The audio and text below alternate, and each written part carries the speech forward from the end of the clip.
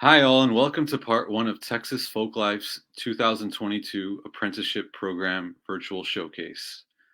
I'm Marco Guarino, the Program Coordinator for Texas Folklife's Apprenticeships in the Folk and Traditional Arts Program. Thank you so much for joining us. Since 1987, the Apprenticeship Program has supported the training of hundreds of folk and traditional artists throughout the state, and each year, Texas Folklife provides $3,000 awards to 8 artist mentors, ensuring the opportunity for them to equitably offer one-on-one training in art, cultural, or heritage practices to dedicated apprentices over the course of 6 to 8 months.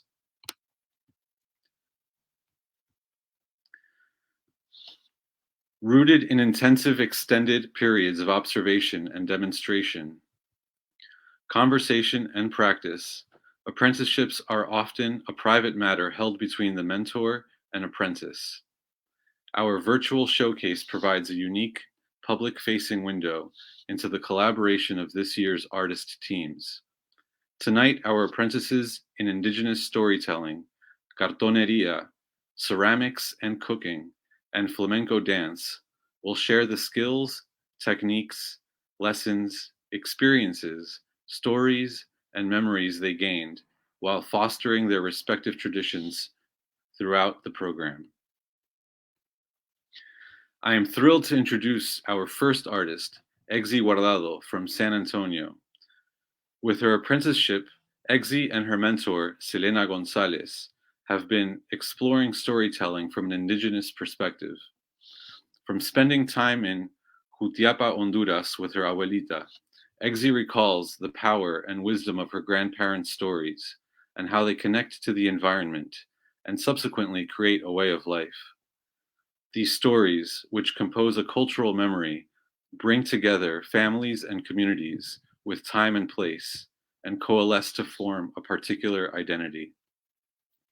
Selena Gonzalez, her mentor, also a San Antonio native, has her own relationship to storytelling. Selena, a member of the Tappilam Guahuiltecan Nation and also an award-winning essayist, screenwriter, poet, and author, learned stories told by her family and local community, which also expressed and transmitted their own wisdom. As tools to construct memory and culture, but also activism, the art of storytelling is at the forefront of any message. We are happy to introduce Selena and Excy as part of our 2022 apprenticeship cohort in the service of preserving and continuing these stories to continue the chain of communication between generations. Hello. Well, we're so grateful to be presenting tonight. I wanted to share a little bit about our apprenticeship and how it started. I've known Excy as a member of the Indigenous community here in Yanaguana and San Antonio, and primarily as a musician and performing artist. It just so happened that in in our time together, I was asked to share a story at the Texas Butterfly Festival, and it was a story that I felt she would be the better person to tell. And she brings this gift of music. And so, that she did a beautiful job with that. And then I was the resident storyteller at the MECNE, and this was for younger kids. And it involved books and music and movement and the oral tradition. And when it was time for me to move on from that job, she seemed like a wonderful person to take that on. And she's made that program develop and bloom in beautiful ways. And so I feel like there's only so much that I had to share with Excy because she's already such an exquisite artist in her own right. So I very much felt like this was an exchange of gifts, and we had some really interesting goals. We sat with our elders, we listened to them. We talked about ways to honor Indigenous storytelling and their stories and how to transform them. She was able to share some music, add some music to my program as I begin to tour my next picture book. So it was a really lovely exchange. And we also listened to other storytelling podcasts from around the world because we're both world travelers. So while we were apart from each other, we did that. And of course, I shared a lot of stories and just things I've learned along the way. I'm only 10 years older than her, so it's like there's only so much I can share, like I said, but I've learned so much from her as well. And I was really honored to do this and to receive support from Texas Folklife. Thrilled to know about the program and to share about it with other people. Like I said, we sat with our elders, we talked about stories of healing and colonization and what that has done to curanderismo, the traditional folk art of healing that we're both very interested in. And I'm really excited to see what she's developed with that. So thank you, and I'm looking forward to hearing what Excy Seba has to share tonight. Muchas gracias. Thank you so much for the beautiful introduction to Folklife, for this opportunity, and Selena, my mentor, for guiding me in this beautiful path of relearning, reclaiming our stories, the ways that we tell stories. It's been an experience that has changed my life completely. Selena was my mentor and friend since before the apprenticeships, so it just made sense for us to come and really dive deeply into this work that we've started organically. And what I'm going to share with you all today is the culmination of so many stories, lived experiences from myself, from our elders in San Antonio, and Selena and her family. And currently I'm in Guatemala, and I am actually learning from Tata and Nana, who are the keepers and holders of curanderismo, of healing, of not spiritual selves, but our physical. So I'm going to share a story with you all that I created to really tell what it is that we were able to gather as an apprentice and mentor, and as a person who can continue to help keep our stories alive, the realities that are faced as communities that are rooted in the earth. Sodelvita was 6 years old. She was a young girl, and she was so curious. She wanted to see everything and experience everything. Her papi, Miguel, was a healer in the community, and she loved helping him and going with him on his trips to go see his patients. And she would say, "Papi, papi, please let me carry your tools for you, your medicines, your bejucos, your plantitas. Let me carry them and tell me stories, tell me more." And so they would walk every day to go see their patients. And on the way, they were past Mush Bridge, the bridge of water, sacred waters. And you would see this light being on the other side, calling to her, really bringing her energy, calling her energy there. And she said, "Papi, what's up? I feel like I want to go across the bridge." No, mija, no. Ahí no, not there. That is not a place for you to go. It's not safe for you yet, and maybe one day cross together. You just wait, be patient. Hi, papi. And so they went to their communities, to their patients, to share their gifts of curanderismo. And on the way, they would sing songs sometimes, and this one was her favorite. Las plantitas se revelan, juntas hacen una fiesta, sanando cuerpo, espíritu y alma, con Don Romero, ahorita albahaca, y la fuerte y poderosa ruda. Roots, roots, sana, roots, roots, roots, sana, roots. And so these songs would help so that we remember what the different properties of the plantitas were. And they had Spanish and Quiche, Uts, good, heal well. And they would sing this. One day, Miguel had to go and get some medicines. So, Delvita, ya vengo. Voy a ir a traer unos bejucos para Doña Elia.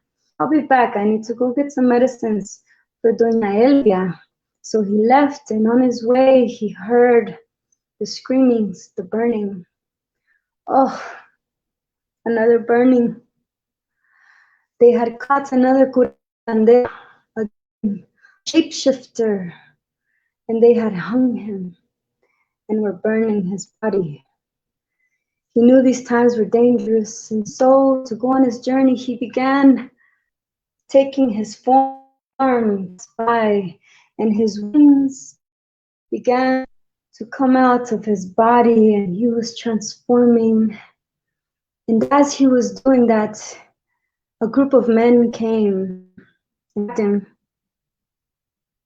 and they dragged him to the fire.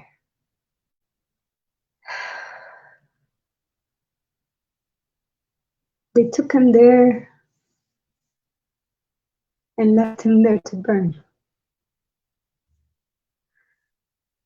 So Elvita heard the screams. She knew her father would return.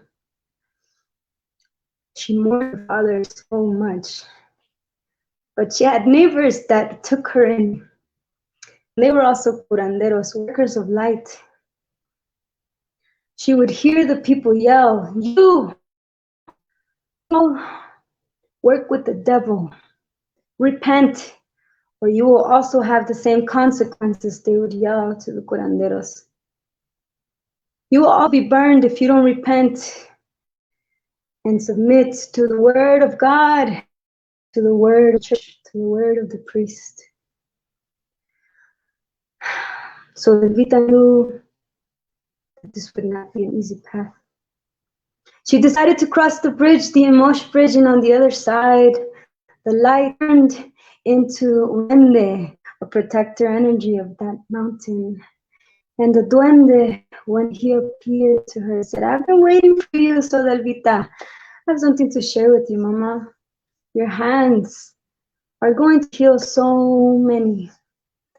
You will take on a journey, and I will give you your mark so you remember always that your path is to heal." And with that, he touched her forehead, and there he put a marca, una mecha, un mechón of Grice.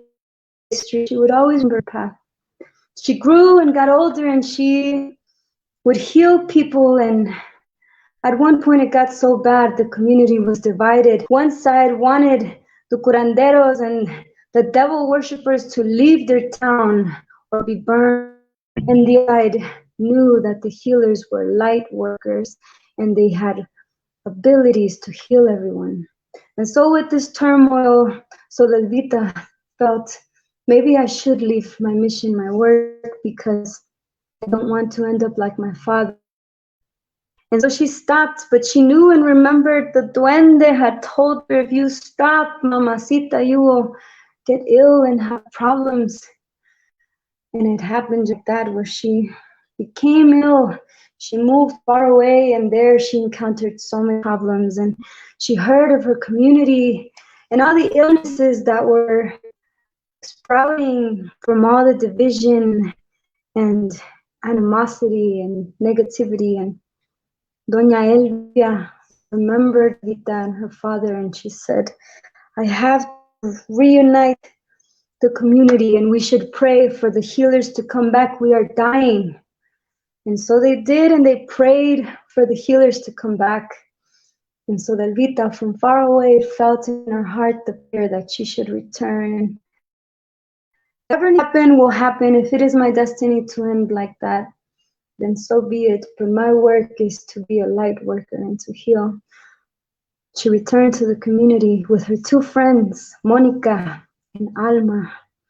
There together and healing everyone, knowing that they might have the same fate. And she knew that some of the people that had burned, the Christians, were coming, hidden, embarrassed, to receive healing. So many people came and they healed everyone, no matter who they were. And with that example of selflessness and compassion and love, the community saw that and began to question their beliefs and thought, maybe we have been thinking about this all wrong. And we have committed to trust. And with that example, then others began feeling the need and the urge to learn from Sodelva, Monica and Alva, their ways, ancestral ways of using their tools, of using their energy to heal others.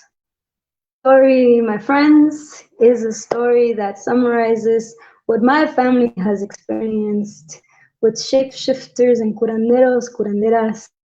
Sodelva, who's a real person, assisted in Puertos Plantitas, and we are for returning in times where we are not being burned anymore, for following the light work. Gracias.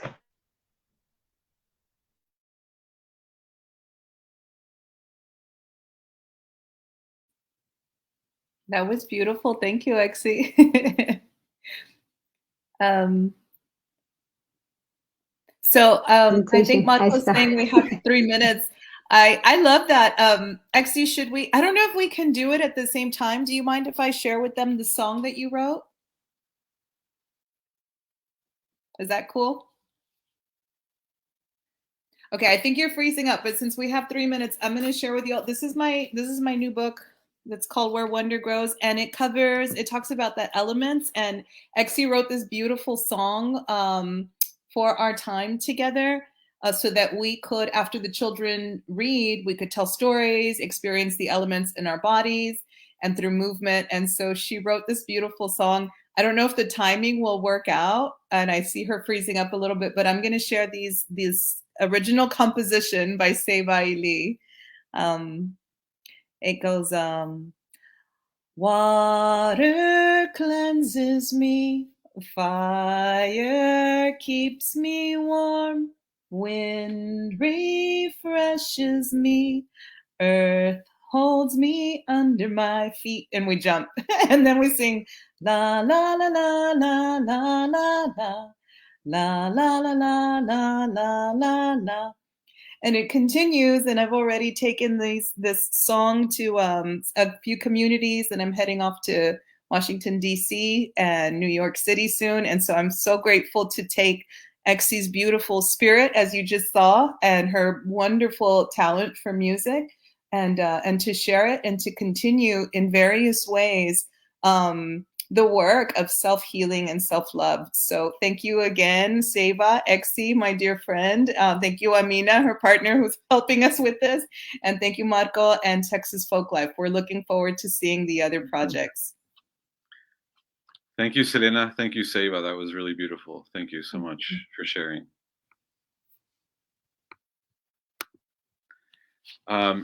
For our next apprentice, I would like to introduce to you Rosie Torres from San Antonio and her mentor, Verónica Castillo. A native of Laredo and a longtime resident of San Antonio, Rosie Torres has worked in a variety of professional contexts as a dancer, educator, and choreographer. She teaches for MA Dance, San Antonio Ballet School, and various high school dance and drill teams. She is also a company member of San Antonio Dance Fringe. Recently, Rosie became heavily involved in San Antonio's Danza Azteca community. As a danzante, Rosie actively works to reconnect with and reclaim her indigenous heritage, while also preserving ancestral dance, song, prayer, and ceremonial traditions of the Aztecs and other native tribes of this region. Rosie's drive to learn more about and honor her indigenous heritage ultimately led her to Verónica, whom she began working with closely at the onset of the pandemic. Verónica, born and raised in Izúcar de Matamoros, Pueblo, Mexico, is a fourth-generation ceramicist. Her family is renowned for their Árbol de la Vida, Tree of Life sculptures. Historically depicting religious scenes, these sculptures typically consist of the trunk of a tree with intricately detailed and painted figurines hanging from its branches. While rooted in the foundation set by her father, Verónica continues to cultivate the family tradition, redefining the craft by pushing its technical limits and expanding its conceptual impact.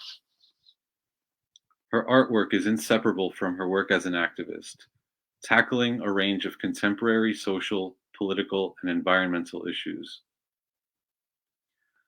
Through Verónica's recent project, Tierra y Mujer un solo ser, which is Earth and Woman, one single being, this multifaceted apprenticeship tackles the art of sculpting and fire clay with paint and natural pigments made with insects and various plants, while also addressing the tradition of cooking meals over an outdoor wood-burning stove using ingredients indigenous to the Americas.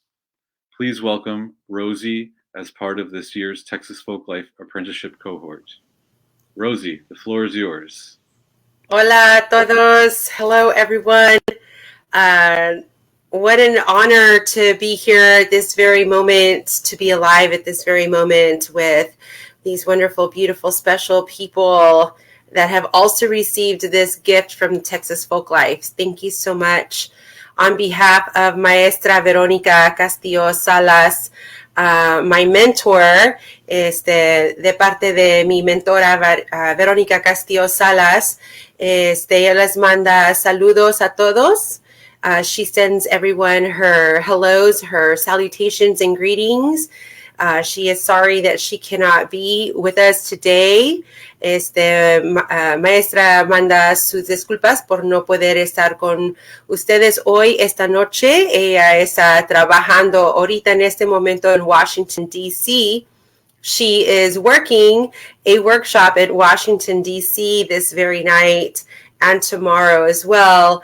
And so she sends her regards and her apologies for not being here. But also she sends a great amount of gratitude to Texas Folklife for this grant for mentor and apprentice.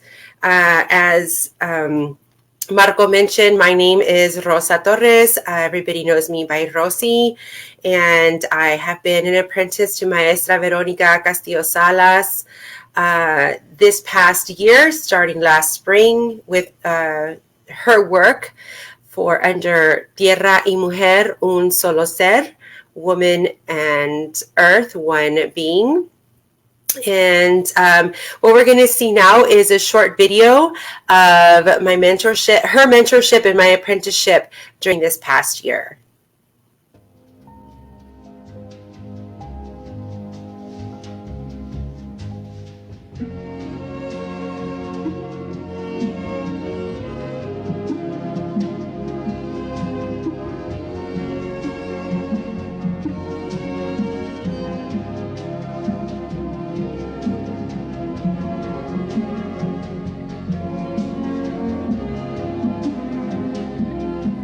Tierra y mujer, un solo ser, es la personificación de la madre tierra y la mujer, que no existe ninguna diferencia para mi punto de vista, porque la madre tierra y la mujer están entrelazadas y unidas en crear, procrear y dar.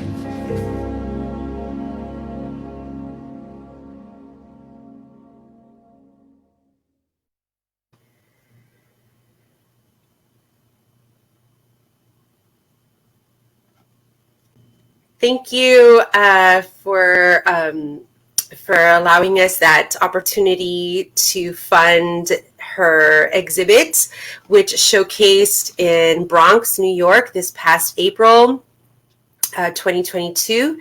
And Maestra had an 8 sculpture exhibit at AAA 3A Gallery in the Bronx, New York, with artist Blanca Amezcua, as well as supports, emotional support and transportational support and connection support from A Todo Dar Productions as well as Texas Folklife. And so this 8 sculpture piece was exhibited in this wonderful gallery in New York, where the 8 pieces really came to life regarding the interrelationship between woman and earth. And so Tierra y Mujer is this 8 sculptures that Maestra created. She created images of women and earth intertwined as allegorical representations of rebirth, of regeneration, and regrowth by focusing on literal and metaphorical symbolic representations of Indigenous women engaged in daily activities such as planting and harvesting food, grinding corn, talking to birds, climbing trees. And she hopes to expand how we understand procreation. While women are traditionally depicted as mothers, Maestra wants to honor women as life-affirming radical matriarchs, caretakers of the earth, and also those that birth ideas and dreams. And so my biggest takeaway as an apprentice to Maestra Verónica over this past year has been grand. Ha sido un gran aprendizaje de estar bajo Maestra Verónica Castillo este último año, que no lo puedo poner todo en un como 10 minutos, entonces nada más voy a dar una lista corta. I am going to share a short list of my takeaways as an apprentice to Maestra and all her knowledge regarding ceramics, creating and molding, shaping, painting, creating ideas of representation of women into sculptures, as well as painting, and all of that parallel to her cooking, cocina comunitaria. And so my takeaways are to coexist with Mother Nature and all the beings in it, listening and being respectful, being humble, and creative with the gifts bestowed onto us by Mother Earth. Anything as simple as, the barro being shaped and molded over the fire, and anything as beautiful and miraculous as planting a seed and watching it grow. And I also took away that idea of working closely with all the elements of water, wind, fire, and earth respectfully. And this was key to working with the ceramics, with el barro. Maestra's techniques were also related to the 4 elements in her outdoor kitchen. And that was something that I could not ever have envisioned having this yin and yang to it, like her sculpture, her artwork in her kitchen, cocina. And another thing that I learned was to remember that nature itself is a perfect imperfection.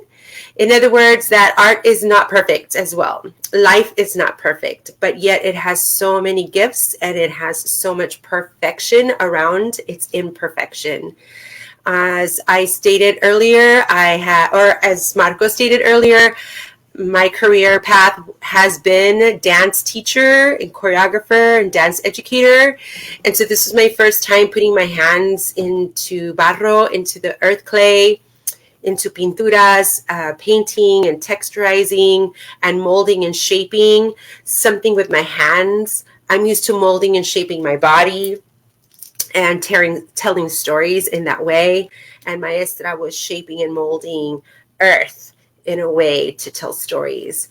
And so that was one of the big takeaways. Another is that the food, how she cooks it and how she prepares it, is an act of resilience, of remembrance, of love, of radical love. And it's also, in a way, a remembrance, a memory of antepasados, our ancestors. So la cocina de la maestra, es como ella prepara, como ella, no nomás prepara, pero cómo lo cocina también. Es para mí, con lo que yo veo, es un acto de resistencia, es un acto también de memoria y de recordar los antepasados y los ancestros. y todas esas comidas de pre-España, ¿no? Que no tenemos aquí necesariamente, o comidas que en verdad son nativas. So it's just seeing how she brings in the memory of those plants and foods that are not just in a certain region, but also native here. And one of the other unexpected takeaways, this will be my last comment, is an unexpected takeaway that Maestra taught me that I visualized from her was molding movement and painting movement. She is a 4th generation ceramic artist, which makes her a living legacy. And not only is she a living legacy, a living being of the way the ancestors molded and shaped the earth to create anything from a brick to a sculpture to leaving an imprint for future generations. And for me, that big surprise takeaway was that I could invoke her movement of moldeando, of breathing, of her calmness, in spite of the craziness, into my choreography and into my dance world. And that was the biggest wonderful surprise for me, to have been able to work with all those elements together, intertwined, like her work in exhibiting Tierra y Mujer. Thank you again to Texas Folklife, and gracias a todos. Thank you, Rosa. That was really great. Thank you for your participation. Our next apprenticeship team of the evening is Apprentice Andrea Gonzalez from Sugar Land, Texas, and mentor Jesús Muñoz from Albuquerque, New Mexico. Andrea, starting her dance career at an early age, met Jesús while at the University of New Mexico. Both students at the time, they found a shared interest in flamenco dance. A few years ahead of Andrea, after graduation, Jesús quickly established himself as one of the most innovative and prolific practitioners of the art form, studying extensively at New Mexico's Conservatory of Flamenco Arts and in Andalusia, Spain, the birthplace of flamenco.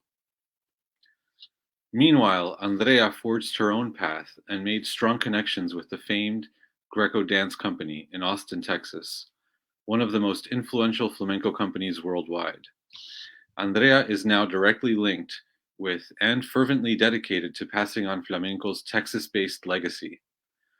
Through her apprenticeship with Jesús, Andrea has solidified her own voice through what the pair considers the language of flamenco. Speaking this language demands more than exercises to increase the fluency of Andrea's technical facility. Rather, it requires the skills for the movements to mediate the history and culture of flamenco and the ideas, concepts, and lessons therein. It is unfortunate that this team couldn't attend tonight, but we have a short video with them explaining their experience with this apprenticeship program, as well as some performance clips.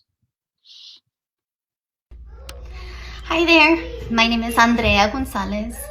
I participated this year in the Texas Folklife Apprenticeship Program with mentor Jesús Muñoz, studying and exploring the art of flamenco. From the beginning, this has been a positive and nurturing experience and an incredible opportunity to learn more about my craft as a bailaora or flamenco dancer. Jesús is an incredible source of knowledge and talent, and I felt so honored to have had the opportunity to study with him. During this process, I was nurtured in how to dive deeper into the skill of self-discovery and movement exploration and making artistic choices in creating a piece, but also in the moment while dancing, because flamenco is an art form, a dance form, which is predominantly improvisational.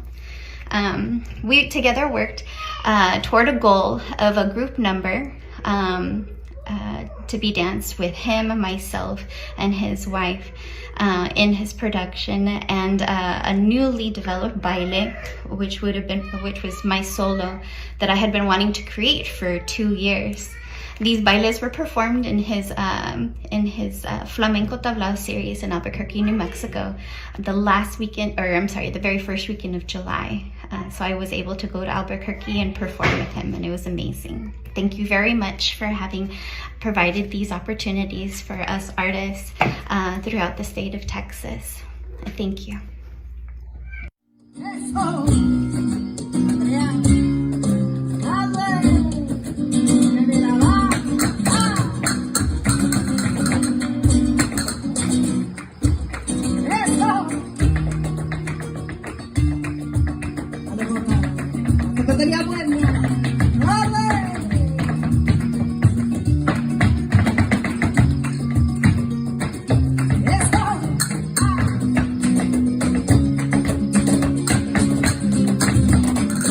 Y ese liebre va a tirarle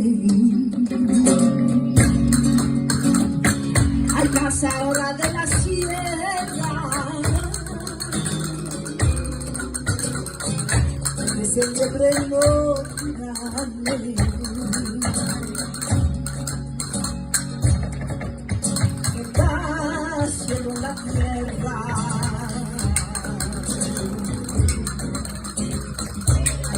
que está haciendo la tierra. Y es muy sagrado lo que encierra.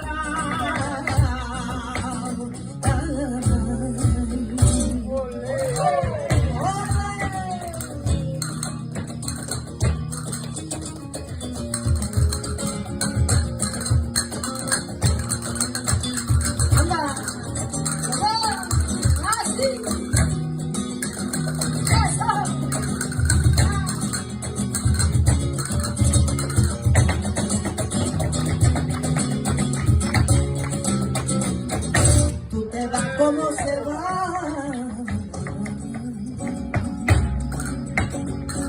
Los sueños y la palabra. Tú te vas, ¿cómo se va? Será la esperanza. Hi, my name is Jesús Muñoz. I'm a flamenco dancer, a founding director at Flamenco Works right here in Albuquerque, New Mexico. We're actually in Sevilla right now. You can't really see it, but check this out. Right? Anyway, that's like the street. But we're here right now training because whenever we're not teaching, we like to train in flamenco dance as well. So that's what we're doing. We spend probably 2-3 months out of the year doing that.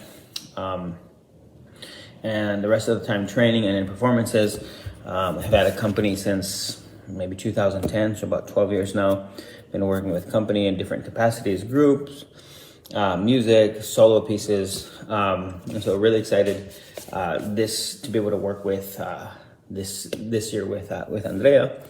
I'd worked with her in the past in Dallas and in different places, and I've known her for about 15 years. I met her in Albuquerque, and she was dancing in Albuquerque. Fantastic dancer, and she was working on 2 pieces. One was the Malagueñas Rodeñas, which was about, 6 minutes long. It's, for those of you who don't train and dance every, 15 seconds, it takes about 3 to 6 hours to kind of clean, and that doesn't count the time it takes to create. So you can just imagine how many hours you have to kind of put into those dances. But the malagueña is like an open form. It's not like malagueña salorosa. I know some of you are like, malagueña, I've heard that. It's not the same thing. It's very different.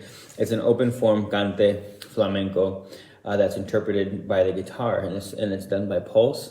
It's not done by meter time. It's done by pulse, and it's done by tone. It's not done by pitch. So it's amazing. It's fantastic. It's also very difficult to dance.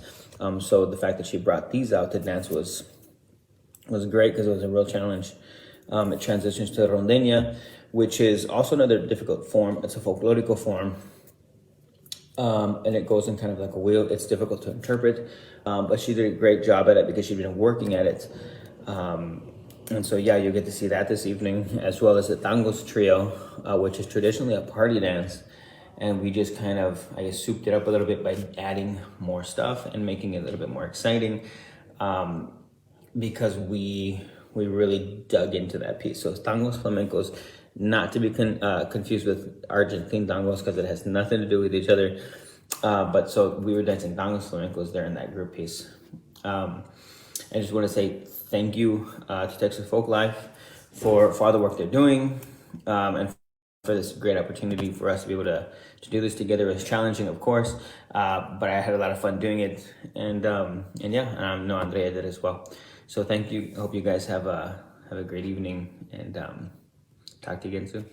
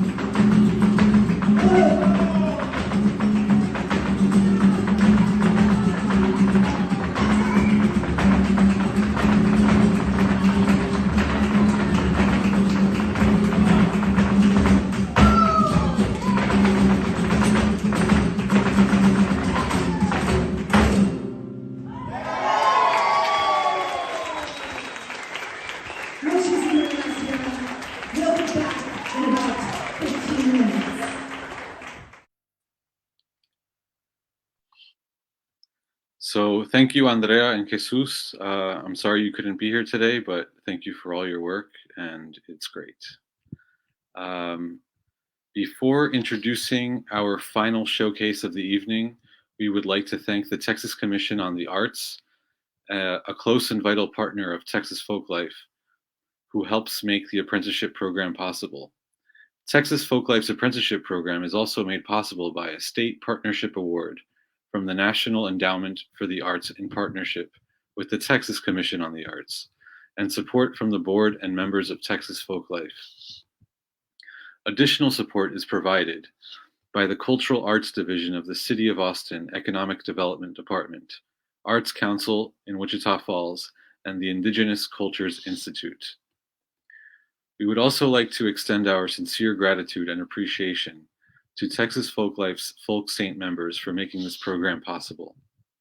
If you are interested in applying for or would like more information about the apprenticeship program, please contact me, Marco Guarino, at apprenticeships@texasfolklife.org, or fill out the apprenticeship program interest form found on the Texas Folklife website. Application materials for the 2023 apprenticeship program will be available this fall. Please consider supporting the apprenticeship program directly by making a tax-deductible donation to Texas Folklife, clicking the Donate button on our homepage at texasfolklife.org. For more dynamic folk and traditional arts programming and initiatives, you can again visit texasfolklife.org and tap those like and subscribe buttons on our social media channels. Our final apprenticeship group will be Diane Torres from Waco and her mentor, Rocío Ramírez-Landoll. Diane, a visual artist who spent 11 years in Dallas honing her craft, has worked with other artists, muralists, and photographers to expand the spectrum of visibility of Hispanic culture in art, but also to connect more deeply to her own heritage. Her return to Waco 6 years ago connected her to Rocío when Diane began assisting Rocío with her traveling ofrenda.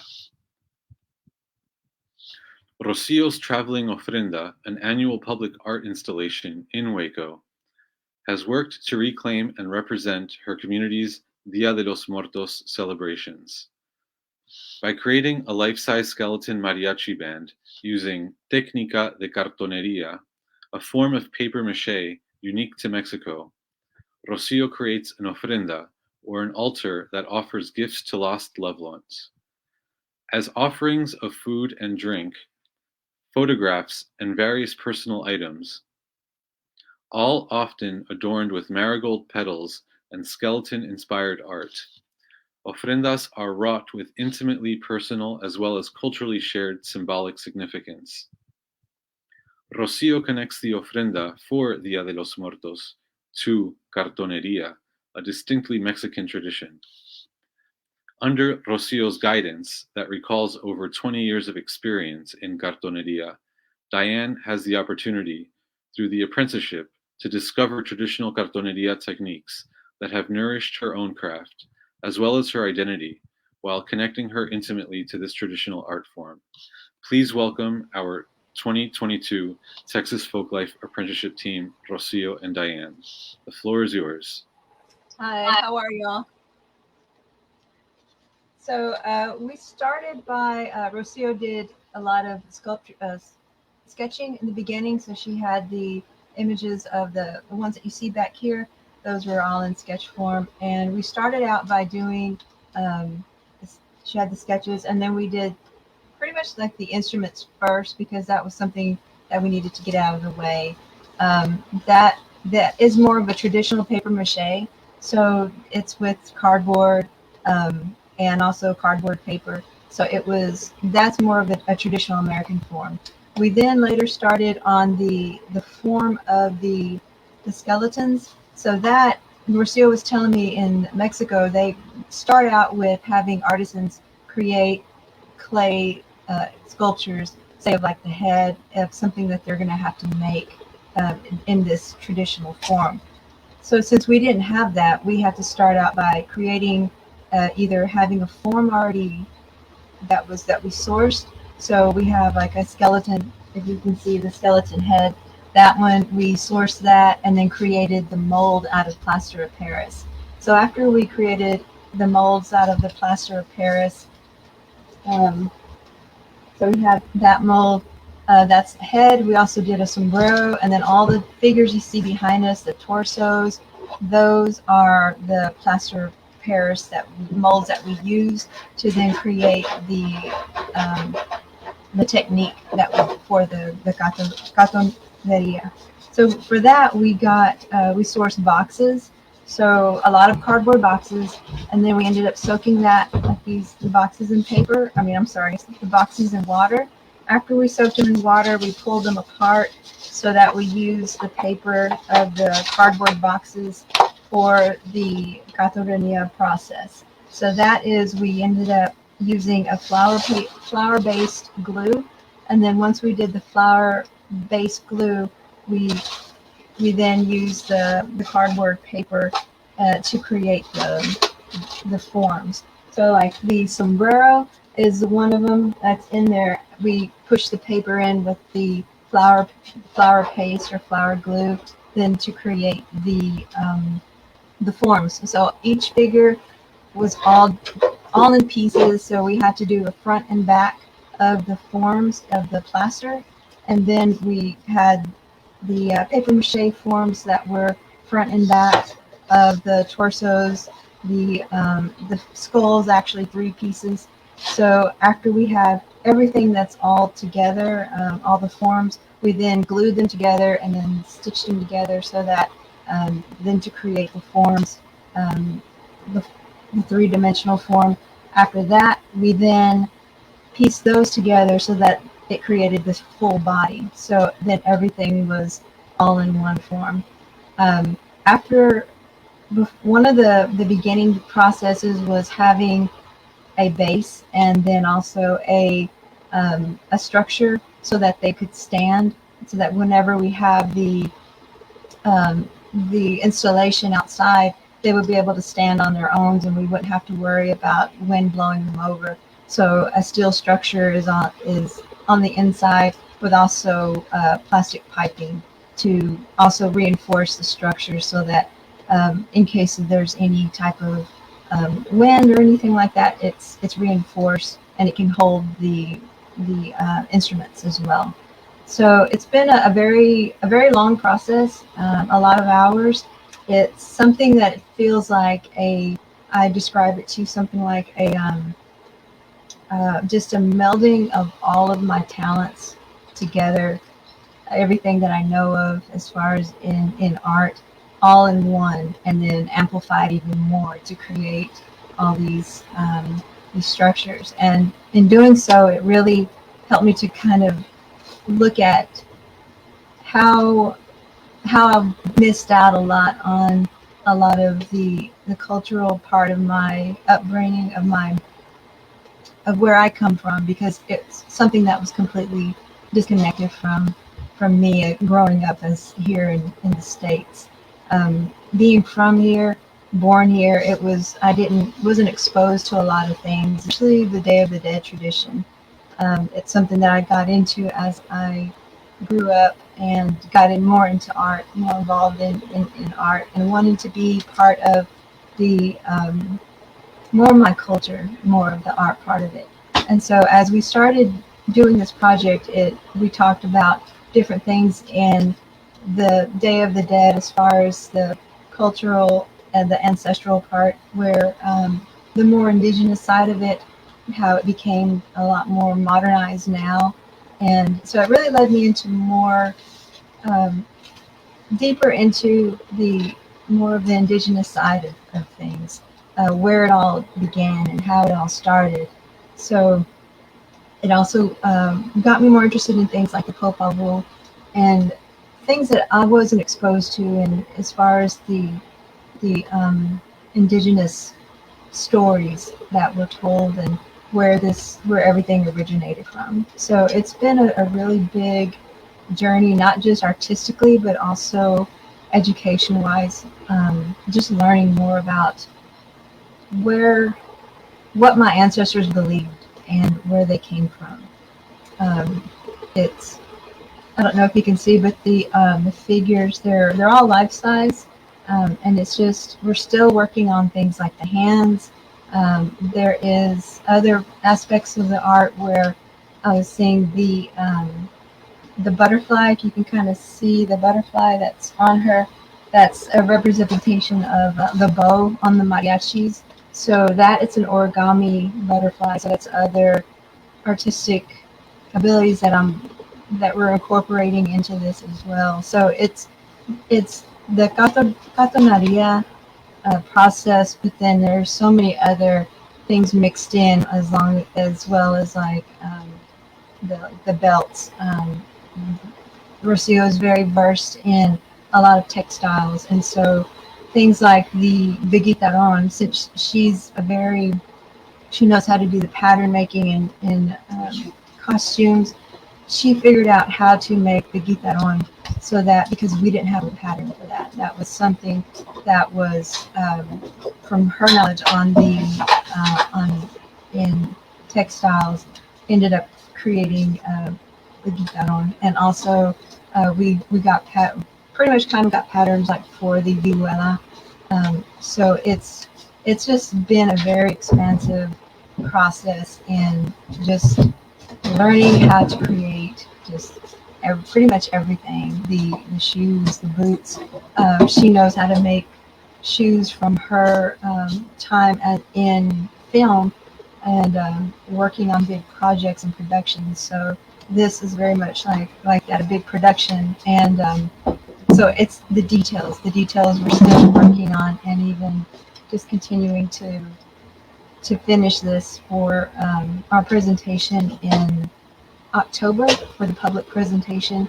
So it's this is a violin that was created. This was more of the traditional American paper mache technique, but we used the cardboard paper so that it really reinforced the durability of it, because normally with the American paper mache, it is done with newspaper, and that it's very fragile, because really some of the other structures we had done in the past were very fragile, and anytime they fell over, they would end up breaking.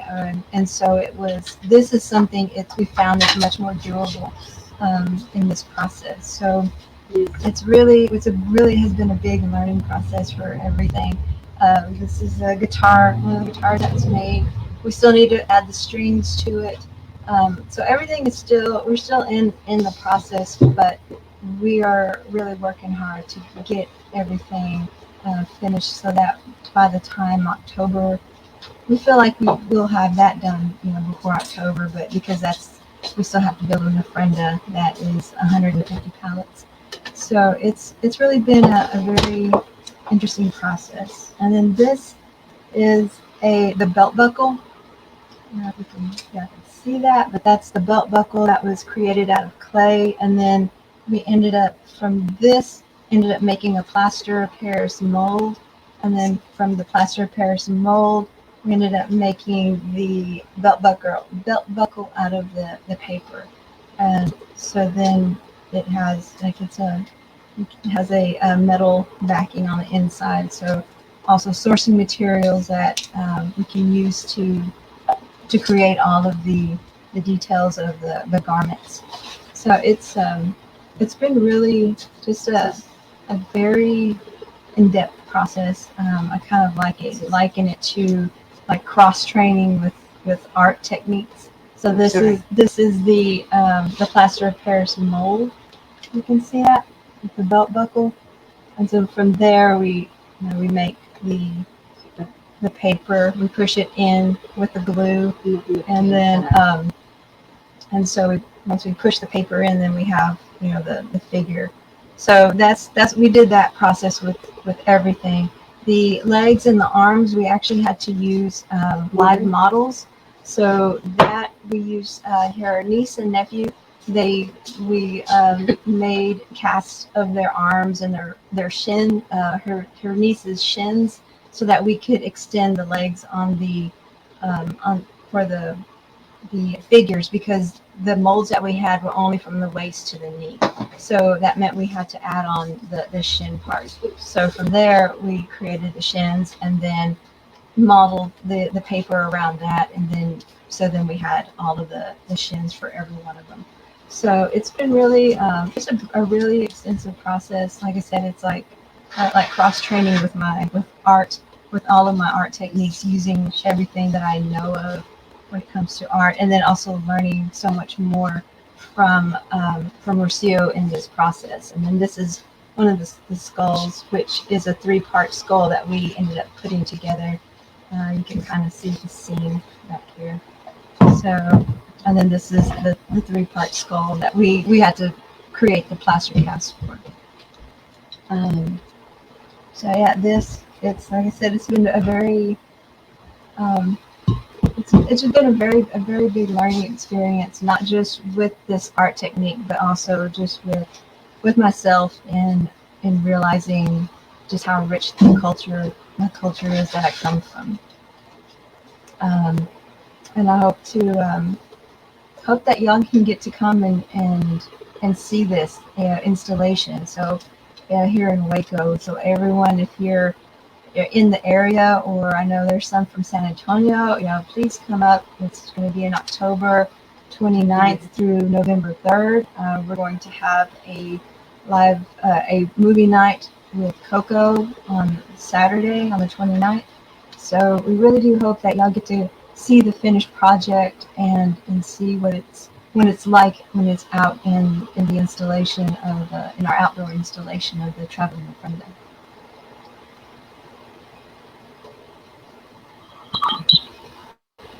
Rocío and Diane, that is really incredible work. Thank you for sharing. Thank you.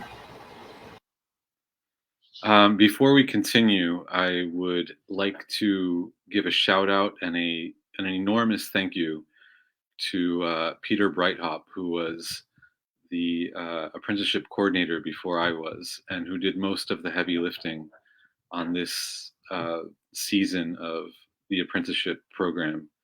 Peter, amazing. Thank you for all your work. So the showcase itself is over for part 1, and now I will introduce Virginia Grice, who will lead our panel discussion. Virginia is an award-winning writer and playwright, as well as an alumni of the Soho Rep Writer Director Lab, the Women's Project Theater Lab, and the NALAC Leadership Institute. Her published work includes Your Healing is Killing Me, Blue, spelled B-L-U, The Panza Monologues, co-written with Irma Mayorga, and an edited volume of Zapatista Comuniques by Subcomandante Marcos, titled Conversations with Don Durito. Virginia has created an interdisciplinary body of work that includes multimedia performance, dance theater, performance installations, guerrilla theater, site-specific interventions, and community gatherings. Virginia has taught writing for performance at the university level, as a public school teacher, in community centers, women's prisons, and in the juvenile correction system. Thank you, Virginia, for being here. I will leave the floor to you to conduct our panel discussion. Thank you, Marco, and thank you to the Texas Folklife Apprenticeship Program for bringing together this incredible group of artists and artisans creating work together. I want to take a moment before we open up to the panel again, just to mirror back some of what has already been said. And I try to take a piece of something from every presentation. And so just to mirror back of what is bringing us here together today. Art, culture, heritage, conversation, practice, memory, chain of communication between generations, an exchange of gifts, relearning, reclaiming, breathing story while dancing, lived experiences nourished, keepers, holders, elders, ancestors, the elements intertwined, bejucas, plantitas, native, let me carry them, the sacred water calling me, energy by pulse, I want to cross the bridge. Maybe one day we will cross together. On the other side, the light, love, duende, water, wind, fire, earth, your path. Remember where it all began and how it all got started. We are returning, following the light work, a traveling ofrenda, preserving, creating, molding, shaping, song, prayer, dance, life with our own hands, breath, body. Tierra y mujer, un solo ser. So thank you again to all of the participants for all of your work, for all of your words, for the gifts that you shared with us today.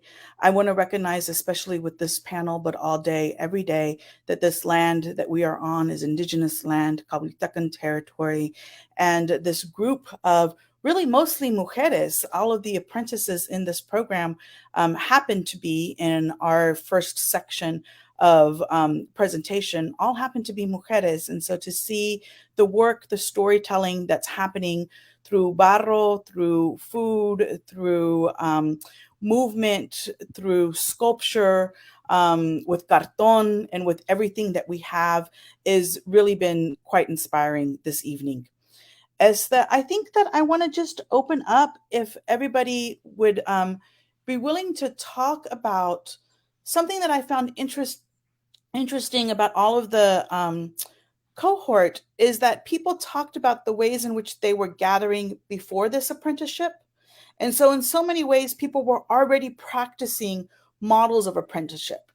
And I've been really interested, I think, especially in the midst of the pandemic, how we create sustainable practices for us to be with each other, to gather, to learn, to teach each other, and how those models are sustainable. And so I'm wondering if each member of the cohort might be willing to talk about just what type of practices they have to continue conversations after this apprenticeship is now over.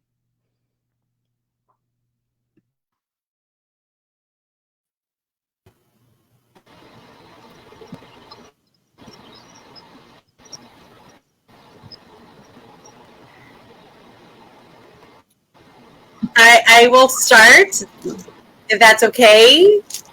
I'd like to start movement. Yo me gustaría comenzar, me gusta comenzar el movimiento. Entonces, hola a todos otra vez. My name is Rosie. And how do we continue this apprenticeship? How do we continue this movement? Is that correct, Vicky, your question? Yeah, what does it look like and how is it sustainable?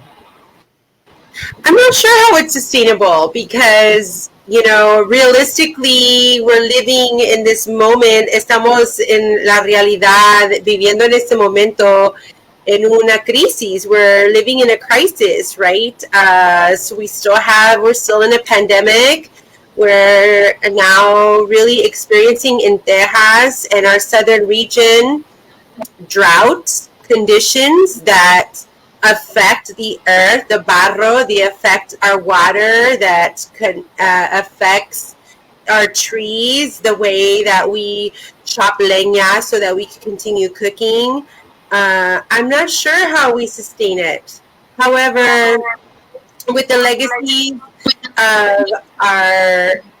of Veronica's family, her heritage, and what my little knowledge I have gathered from my familia in the border regions of South Texas, is that you just continue to create, you continue to help each other, you continue to make your own families, even if we're so far apart away from each other, to build our own casitas, to build our own jardines so that we can have sustainable food and share those recipes. And more than anything is to continue the movimiento, continue moving, singing, dancing, cooking, to be able to sustain ourselves. That might be the most easiest, humble answer, but I feel like that's what Maestra would project as well. Ahí los dejo con eso. I think this. Yes, I'd like to mention. Oh, I would mention that that one thing that I thought about was like when I look at my nieces and nephews, their kids, they already have children, and how the information or the knowledge that I know, whether it's what it is that I know as far as in art or even with cooking from my mother's recipes, passing things like that, information that I know onto them so that it doesn't get lost.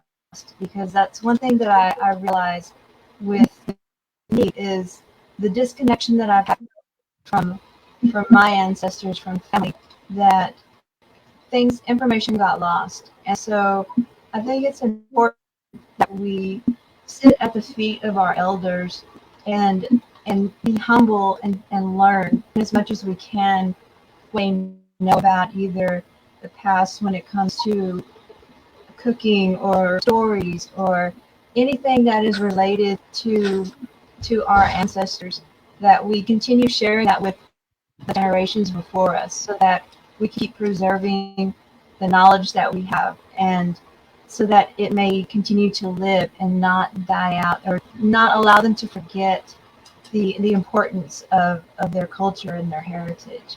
So I think really keeping that, like sharing it within our families, not letting it die out, not letting the kids kind of like, oh, I don't want to do that, it's boring. You know, it's really emphasizing the importance of it, of all of it, the music, the food, the dance, the art, and really letting our kids, our family, the younger ones know the importance of these things and what it means to be of Indigenous descent, and really take pride in those things. I love those answers, and I wanted to share that I'm not sure what exactly is meant by sustainable, but I know that for Excy and I and our practice, you know, we had already been helping one another out, and Excy kept calling me you're my mentor, you're my mentor. I said, stop, I'm only 10 years older than you, right? but there really was a lot, you know, in those 10 years we learned things, right, about applying for grants or just having a gig and whatever. And so we were already sharing that time. And it's a very simple thing, but like this grant and like NALAC and some of the other organizations that have been mentioned, like learning how to apply for other grants, that's a big part of it. So when we heard of this opportunity, even though I kept saying, oh, stop calling me your mentor, I said, well, hey, like, to be very frank, like, should we just get paid for our time together? You know what I mean? And so like we're already sort of doing that, but it was really cool because of the stipulations of the grant to actually set some very clear objectives, and that this is a lot of hours. How are we going to fill it up? And it was a really incredible learning experience for both of us again, but it does help sustain us as artists because there aren't a lot of, you know, these aren't jobs that we apply for quite often, right? We all know, all of us in this space and probably some watching, how hard it is to make a living as an artist. So not only has it helped support us just on a day-to-day basis, but also telling other people about the Texas Folklife organization, the apprenticeship, so that they can apply. I mean, it has me thinking of like, what else do I want to learn? I know Excy's thought the same thing. You know, all of those things are so important. And so getting the word out about those things, as far as like us continuing, even just in this program, like, well, our program together, it's inspired me in like talking with more of the elders, right? Gathering more stories and like continuing other projects I want to do as a storyteller and a writer. But also like, even just tonight, I'm like thinking, oh, I should tell Excy, like, let's go to Waco and check out the Dia de Muertos, right? Like, I want to go to DC and see your maestra's like creations, Albuquerque, like I want to stay in touch with this group and just see what you all are creating, because that's sustainability too, I think, right? Supporting one another, and then us just continuing our friendship as a friendship, but also as, you know, exploring other arts together.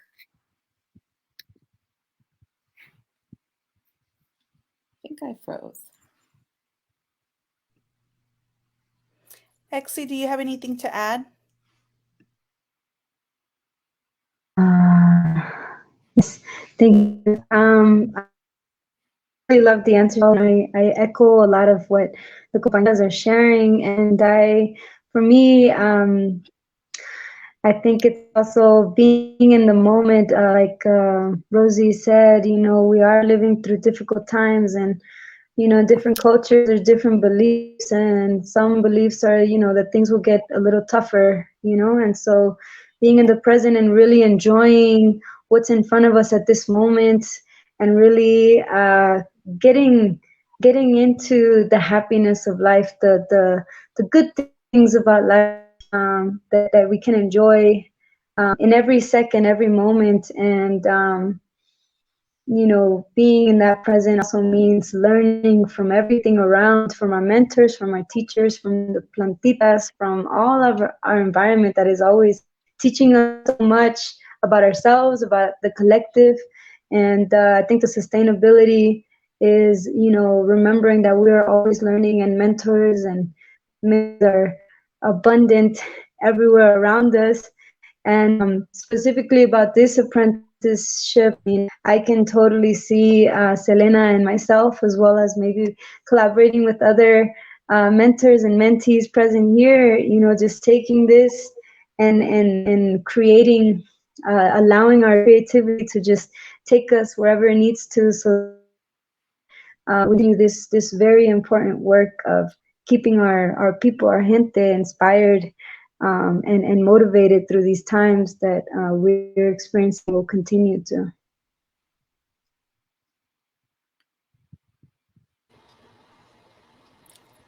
I'd like to sort of continue in that vein that you've set up in your response.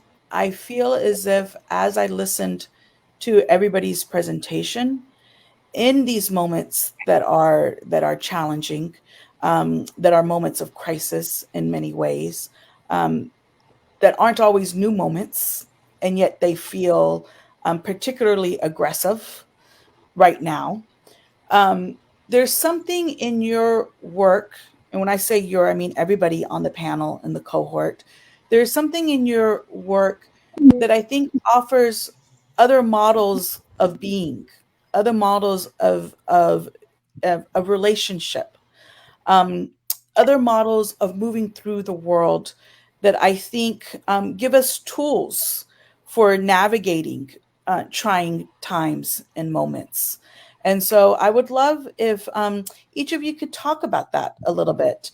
What are the sort of sacred tools that you are holding as you're making this work? Some of you already talked about that in your presentations, and some of you didn't. But I think all of you guys are doing that in some way, that you have these, you really are claiming, but also building new possibilities for how we are together as a people. And so I wonder if you might be able to address that.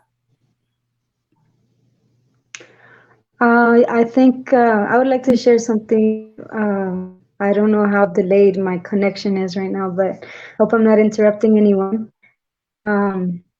I've learned from many teachers, many mentors, and so what they share with me is that, the deeper we go into our culture and into our own beings, the more authentically we can project ourselves, and the more authentically we can live and coexist, and also be that we exist in. We talk a lot about, remembering that within our cultures, within our dreams, all these pools of knowledge and wisdom, we have so many answers for ourselves. So many, beliefs to others and realities to other people, of like us projecting ourselves through human bodies in these outfits that we wear, but that we're so much more than that. And for us to find the most authentic way to project ourselves in this lived experience, really learning about ourselves and our energy, our birth, our lives, understanding our dreams, understanding all those that really are a path for us to understand the world and happening, so that we don't suffer so much and get stuck in all of that, and still flow the way that we can, if we are not caught up with that. Thank you.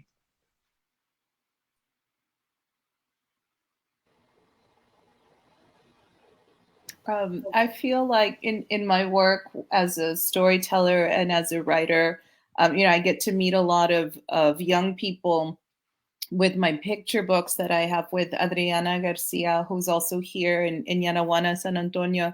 But I carry this message of self-love, and my mission in each story time, in each school visit, and I used to work in the battered women's shelter and with incarcerated youth. Like, I've worked in these environments as a creative writing instructor. And so no matter the setting that it's in, or if it's a room full of adults, my aim is to take these little tools for remembering how sacred we are, and to share these just little reminders of how to care for ourselves, how to love ourselves. Because the systems that we live in would have us believe otherwise, that we don't have power, that we have to be, work harder to be sacred, to be beautiful, to be enough. And so that's a lot working against us. So I'm trying to do the opposite. And so whether it's this metaphor of like, you're part of the rainbow, or you are powerful like a rock, or whatever it is, that's something that I want to impart, no matter the age, because we forget that we're just as beautiful and resilient as the plantitas, as Seva said, right? The plantitas around us, as the phenomena and natural phenomena around us. And so for me, that is my aim, whether it's a picture book or a story, or, these creative writing workshops, adding movement to it so that we can like feel that within us. And so it helps to have other, like Excy said, like collaborating with other artists and bringing in the music and the movement. Like, we know this as artists, that we can pull from this liminal space, right? From the spirit realm. And we know that we're not alone in doing that. So I feel like that's a way to gain resiliency and to team up with each other to do that. I feel like I might have lost sight of the question, so I'll stop there, but I hope that helps. Yeah, I agree with that, with what everyone is saying about just having the love for what it is that we do, and sharing that with others, because I really believe that sharing that passion, that love that we have for what we do with others is a way for others to heal. And like it's how Selena said, how this, where everyone is kind of getting this false sense of their of who they believe they are. And so by us as creators, by sharing our love for what it is that we do, we help with the therapy of the rehabilitation, because it's also very therapeutic for us, so that we don't get lost in everything that's going on in our sense of self. And so it's something that I want to share with others, to show that they can create as well, that to help in their therapy, that they're of their own well-being, so that to create a more positive and whole person, like for them, so that they don't feel so broken in whatever way it is, whether it's, because of all the crisis that they may be experiencing, that we're all experiencing, we can still help each other through love, and sharing that love in different ways, with what it is that makes us feel good. And I believe that that's how we can, in a way, at least uplift humanity.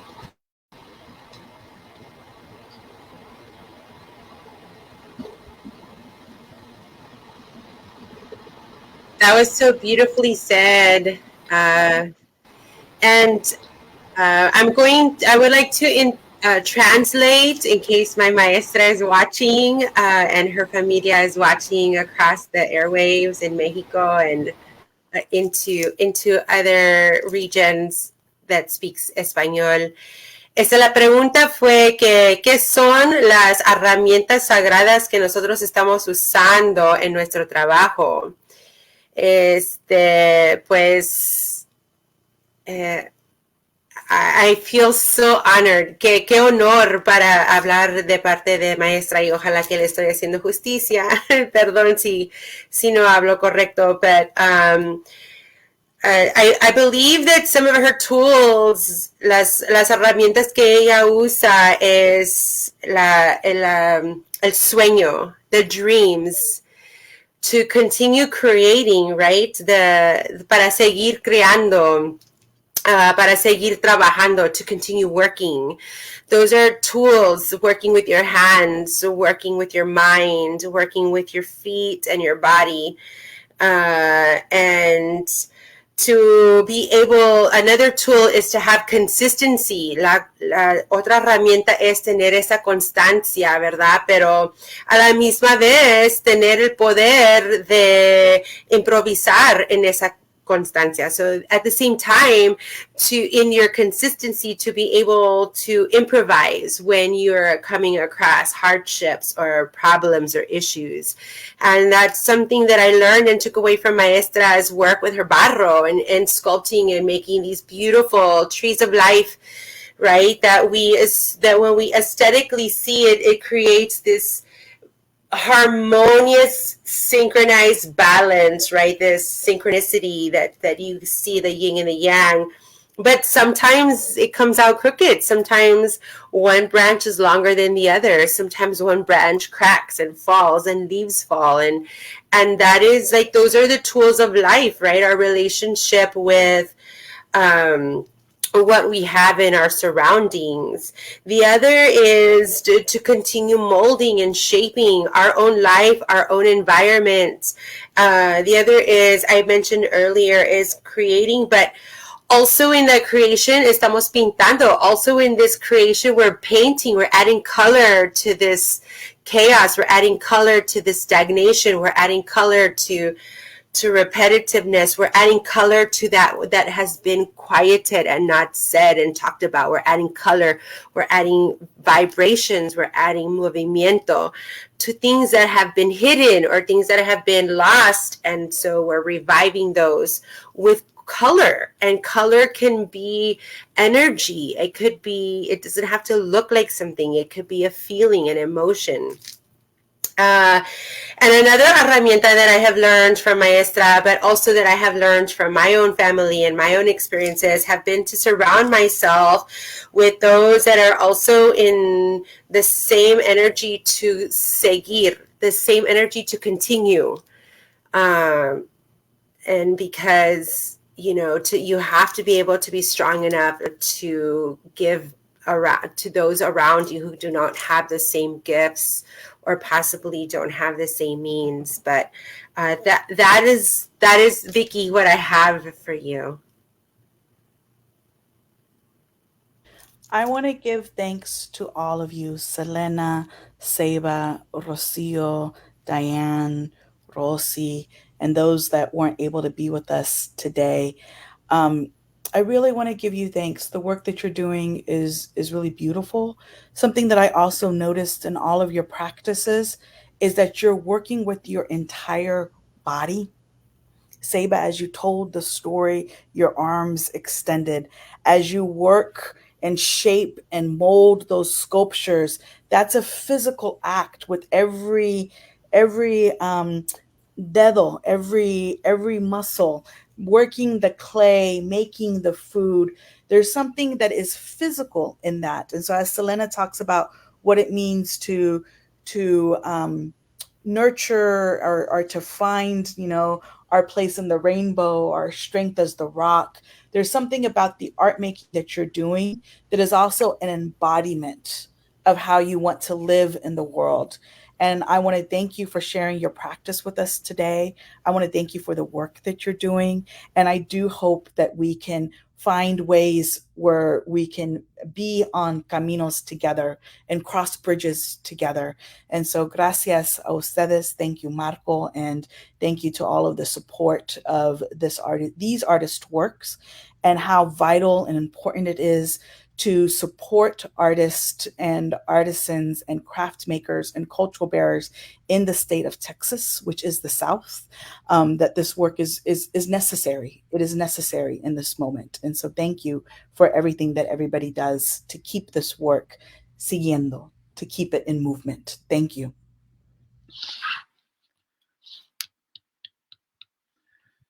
Thank you, Virginia, and also thank you, Selena, and thank you, Rosa, and thank you, Rocío, and Diane, and Seba, and Andrea, and Jesús, and Verónica. It was a really great show, and I would also like to thank Ben Doyle, the producer behind the scenes that is making all of the Hollywood shots happen, and thank you to all of our viewers. This wraps up part 1, and part 2 is on August 16th, 2022. So hope to see you there, and thank you.